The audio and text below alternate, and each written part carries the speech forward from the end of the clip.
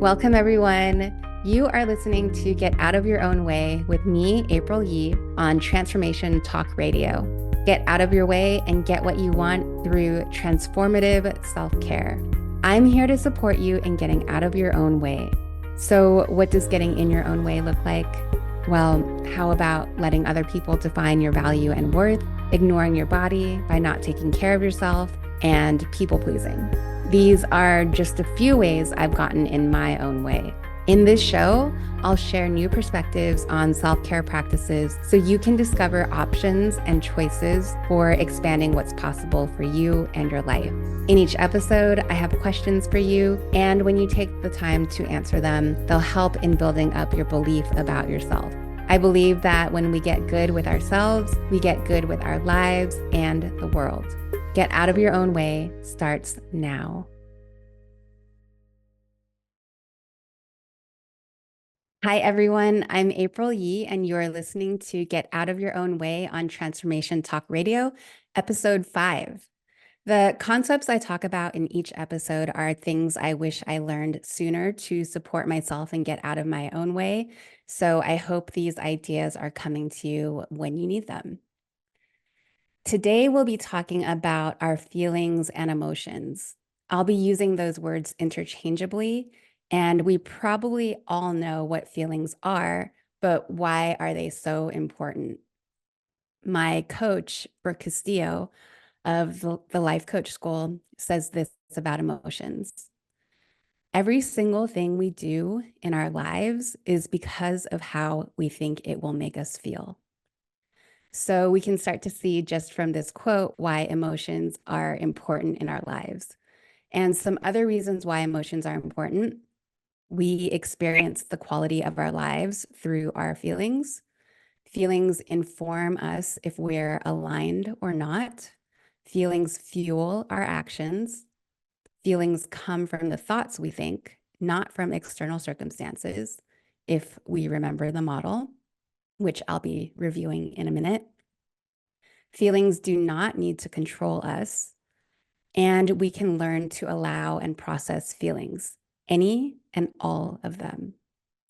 So I'm going to review the model from episode 3 again briefly for context.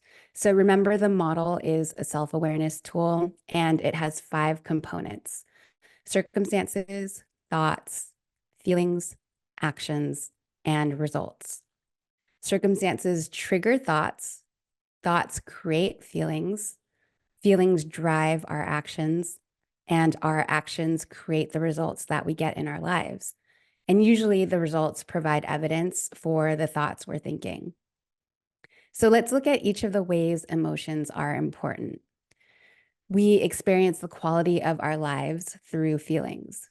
So the way we know things are going well or poorly is through the way we feel in our bodies.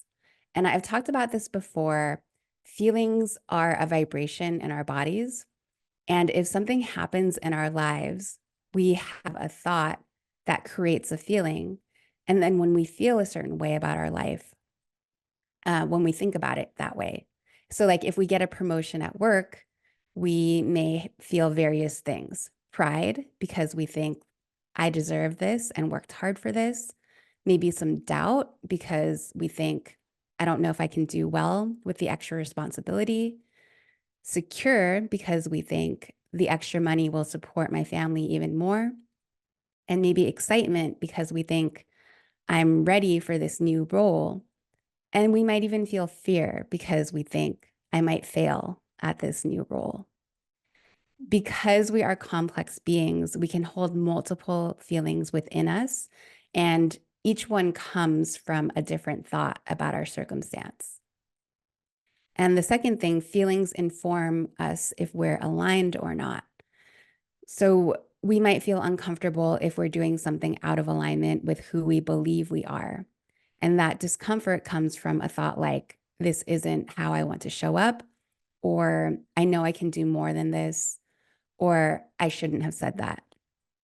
When we're in alignment, we might feel at ease, calm, secure because of thoughts like, I know I did the right thing, or I showed up the way I wanted to in that situation, or I'm adding value to these people's lives. And feelings fuel our actions. If we think about the model again, and even the quote I started out with from Brooke Castillo that says, every single thing we do in our lives is because of how we think it will make us feel, we can see how our feelings fuel our actions. If we're feeling determined, focused, committed, those feelings are of taking massive action. If we're feeling discouraged, defeated, apathetic, what actions do you think those feelings fuel? Likely very little or no action at all. And we might be feeling defeated, apathetic, because we might be thinking thoughts like, it doesn't matter anyway, or things never work out for me, or I always start off strong, but don't finish things. So, do you see how those thoughts might create those feelings? And then those feelings would create lackluster actions? So, let's go back to the feelings of determined, focused, and committed. What thoughts might create those feelings? How about, I can do this? Or, this is hard and I'm figuring it out? Or, I'm going to finish what I started this time? And what kind of actions might we take from these thoughts and feelings? We'll probably take small steps that lead to the next steps and the next steps until we get to the result we want. So our feelings fuel our actions. And feelings come from the thoughts we think, not from external circumstances. And I've given you a lot of examples and reminders about this one already. And for the last two, feelings do not need to control us, and we can learn to allow and process feelings, any and all of them.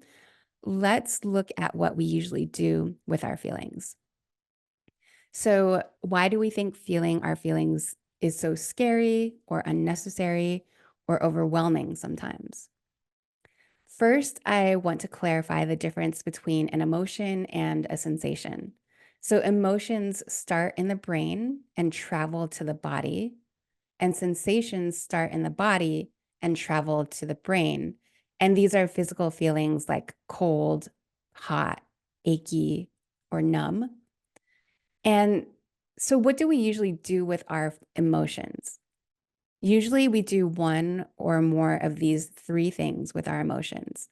So, we either avoid or distract ourselves from our feelings, we resist our feelings, or we react to our feelings. And we'll look at each of these more closely. So, when we avoid or distract from our feelings, we do other things like eating, drinking, working, cleaning, organizing, exercising, or anything that prevents us from feeling what we're feeling. And mostly this involves uncomfortable emotions, but it can also apply to emotions that we'd consider positive, but we're maybe not used to feeling them. So we find ourselves avoiding or distracting from them too. And we resist our feelings by telling ourselves, I shouldn't feel this way, or it's bad to feel this way, or I'm wrong or weak for feeling this way. And we try to rid ourselves of the feeling by not feeling it or denying that we feel it. And we react to our feelings by yelling at someone, by being mean to someone, throwing a tantrum, or indulging in the emotion. And indulgent emotions include worry, confusion, overwhelm, and boredom. And when we indulge in our emotions, we're choosing an emotion that doesn't serve us without realizing it. And none of the indulgent emotions have any upside to them. They actually prevent us from moving forward. And these indulgent emotions keep the brain busy, but are not actually productive. However, I do want to emphasize something. We are supposed to have negative emotions. And so, why doesn't anyone tell us this? Instead, we think we're supposed to feel happy all the time, and that pursuit of happiness can make us feel miserable. Because if we're not happy all the time, we think something terribly wrong is happening. But without negative emotion, we wouldn't know what positive emotion feels like. So negative emotion makes positive emotion possible. Sad makes happy exist. Hate makes love exist. And negative emotion lets us know what we don't want so that we can more easily find out what we do want. So negative emotion is really just harmless, but many of us think it hurts us a lot. A negative emotion isn't physically intolerable. Even the worst emotion in the world isn't that awful physically. So let's say that I could inject you with an emotion for 30 seconds. I could warn you that humiliation is going to be vibrating in your body and you would be able to handle it. You'd likely feel flushed in your face, maybe a quickening of your heart rate, sweat in your pores, maybe a tightness or hollowness in your chest, or a drop in your stomach. This experience isn't the end of the world. And this goes back to the question, why do we think feeling our feelings is so scary, unnecessary, or overwhelming sometimes? Well, one thing we do is that on top of the emotion we may be feeling, we create suffering by resisting our emotions. So we make them worse by pushing against them and dramatizing them, like I mentioned before. So instead of avoiding or distracting from our emotions, instead of resisting our emotions or reacting to our emotions, we can choose to allow and process them. And so, what does allowing and processing our emotions look like? Allowing an emotion is a skill we need to learn and then practice a lot. It's not the same as reacting to, resisting, or pretending an emotion isn't there. For example, if you're feeling angry, when you allow the feeling of anger without resisting it or reacting to it or avoiding it, you'll notice you'll notice it by observing it with compassion. And we can do this by describing the emotion in detail. The questions I ask myself and my clients are, what am I feeling? So name the emotion. Where is it in my body? Does it move around? What color is it? Is it hot, cold, warm? Is it heavy, light, or dense? Then instead of trying to get rid of it, we can breathe the emotion in and we can then open our heart up to it and even move towards it. And this may seem challenging at first, but when we start to practice it, we'll find that we can handle the emotion and recognize that it's just a vibration in our body. And we may feel our body tighten up against it sometimes, and that's okay. Just practice releasing the tightness. We can let the emotion be whatever it is in our body and do what it needs to do. We can allow it without creating suffering for ourselves.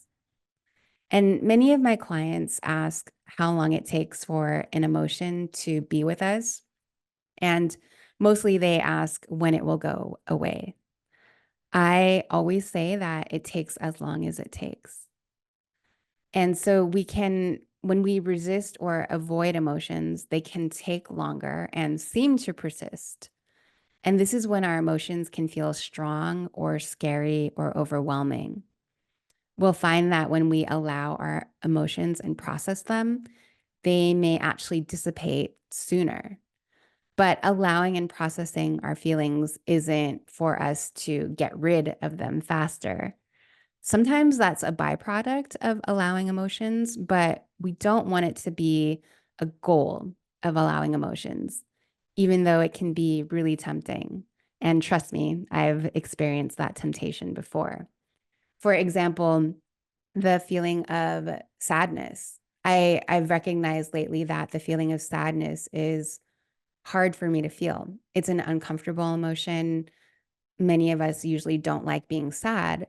And there's something else interesting that happens when we do this. So instead of feeling sad, I might choose to feel angry because anger is an easier emotion for me to feel. And so let's say I feel sad that a relationship isn't turning out the way that I want. Instead of allowing myself to feel sad, I might choose to feel angry instead because that emotion is easier for me to feel.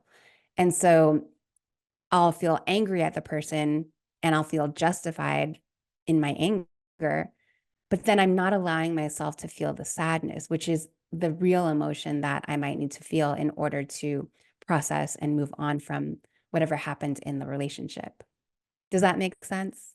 So we get to recognize what feelings might be challenging for us to feel and allow those feelings to be there and allow ourselves to experience those emotions so that we can practice letting them go and letting them process and move through our bodies instead of staying stuck in our bodies.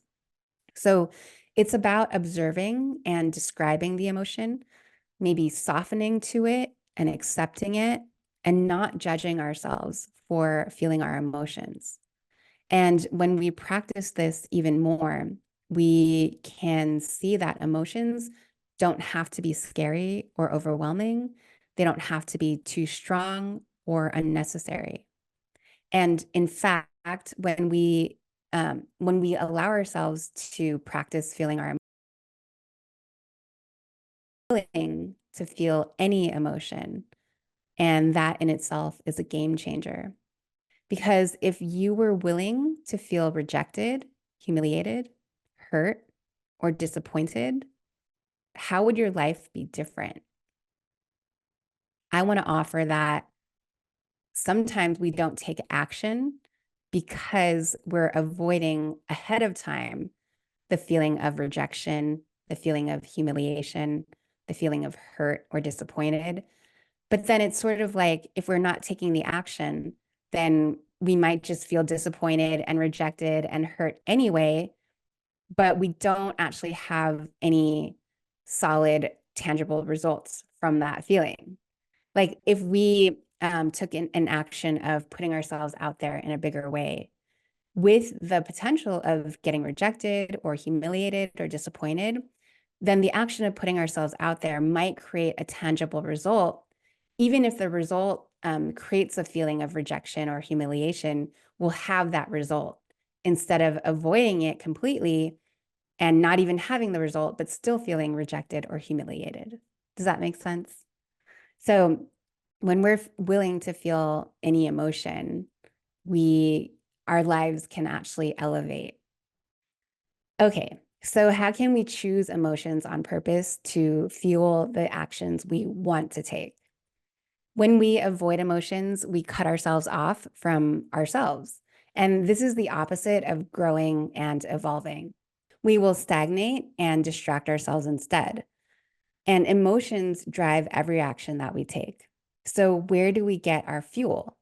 Most of us wait around and see what comes along before we get to work, but we can take responsibility for the emotional fuel we use for our lives. We can learn to embrace discomfort, which is the currency for our growth. And we're usually not growing if we're comfortable. So, growth comes from doing new things and hard things, which are likely uncomfortable. And this relates back to the motivational triad. So we can decide what we want to feel and then feel it on purpose. We can think about emotions as ingredients for the results we want to create in our lives. When we learn to feel emotions on purpose as a skill, then we can use them as tools to create what we want in our life. So, how do we learn to feel happy? How do we learn to feel excited? How do we learn to feel disciplined? If we go back to the model, the way we learn to feel is by calling on the thoughts we believe that create these emotions. So our thoughts create our feelings, right? And what thoughts create the feeling of happy? What thoughts create the feeling of excited? What thoughts create the feeling of disciplined? And we can actually see this in action from the widely discussed gratitude exercises. And in this exercise, we think about all the things that we're grateful for. And grateful is a feeling. So we may be naming circumstances, but we are actively choosing to think about these circumstances in a way that creates the feeling of gratitude. There's a video of a woman named Natalie Patterson listing things she's grateful for. She mentions having woken up this morning, having keys to a home, Thrifty's mint chip ice cream on rainy days, iPhones, Michelle Obama's arms, friends to text at 2 a.m. The list goes on, and it's a beautiful, powerful list. But these are all things that exist in the world as circumstances. And she is choosing to think about them in a way that creates the feeling of gratitude. So we can choose thoughts that also create other feelings. So, what thoughts create the feeling of happy for you? What thoughts create the feeling of excited for you? This might be harder, but what thoughts create the feeling of determined for you? The feeling of determined is actually a very useful feeling when we're trying to do something we've never done before, to reach a goal that might seem impossible or to do a hard thing. I'll share some examples that create the feeling of determined for me. And these are thoughts. I am creating what I want to create. Even though it's hard, this is important to me. Even though I don't know the outcome, I want to show myself that I can do this. I believe what I want exists, and I just need to find it.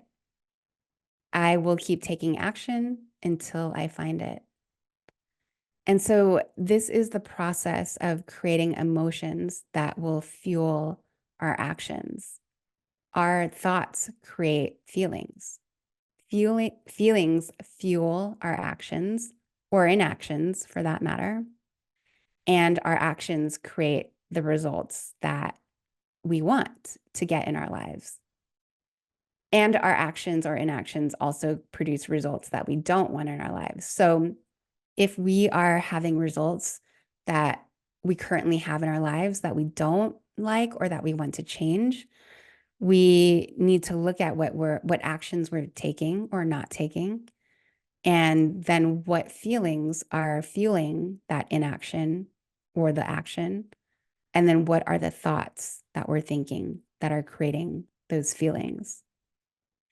And so my message to you today is that we can start getting out of our own way by being aware of what we are feeling, naming the emotion, not running away from it, but allowing it to be there and observing it and yourself while you feel it.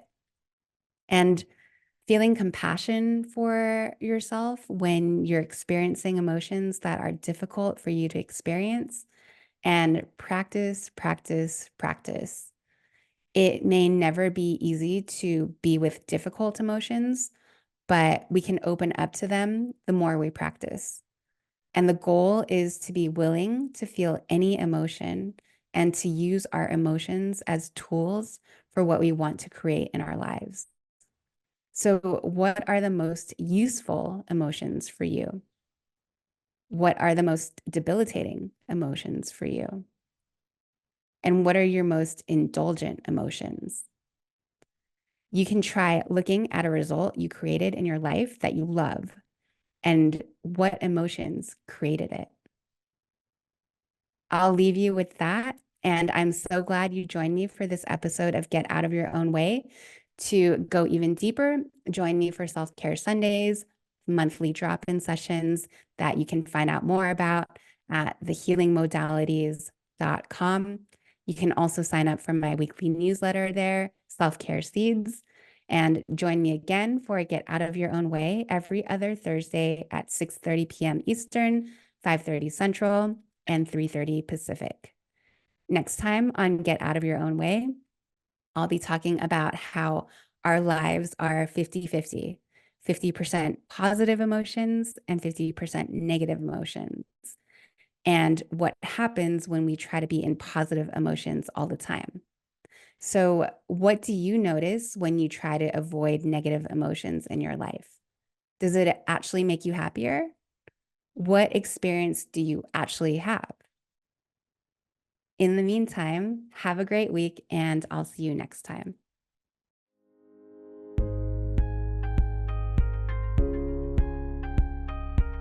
You have been listening to Get Out of Your Own Way. Get out of your way and get what you want through transformative self-care with me, April Yee. Tune in every Thursday at 3:30 p.m. Pacific on Transformation Talk Radio. In each episode, I present you questions that support you in building up your beliefs about yourself. To connect with me or for more information, you can email me at thehealingmodalities@gmail.com or visit my website, thehealingmodalities.com. See you soon.